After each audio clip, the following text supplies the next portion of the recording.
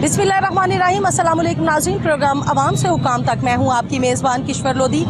नाज़रीन, माहिर मईशियात का कहना है कि आइंदा कुछ दिनों में महंगाई के ताबड़तोड़ हमले होने जा रहे हैं अवाम पर।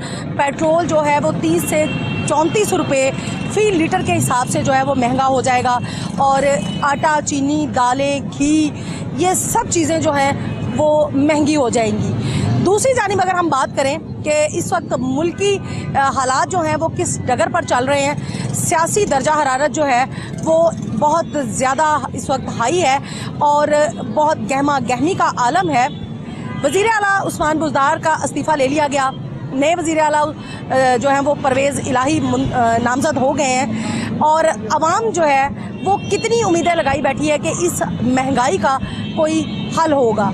ये महंगाई का जिन कब काबू में किया जाएगा और कब जो है आवाम को रिलीफ मिलेगा, ये सब जानने के लिए आज हम ताजरों से बात करेंगे। उनसे जानेंगे कि माहिर मईशियात ये कह रहे हैं कि आइंदा कुछ 2-1 माह बाद जो है वो महंगाई का एक ऐसा तूफ़ान बरपा होगा जिससे आवाम जो है वो बहुत ज़्यादा मुतासिर होगी। अभी भी आवाम की चीखें निकल गई हैं। अब आवाम का यही कहना है कि कमर तोड़ महंगाई है जिसको कि हम लोग बर्दाश्त नहीं कर सकते। गरीब आवाम जो है वो मर के रह गई है।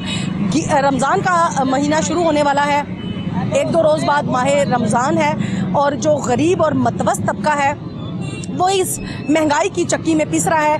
ताजर बिरादरी क्या सोचती है, क्या कहते हैं, मुल्क की तरक्की में ये कितना अहम किरदार अदा करेंगी ये चीज़ें इस वक्त जो हमारा मुल्क सियासी गर्मा गर्मी में मुब्तला है।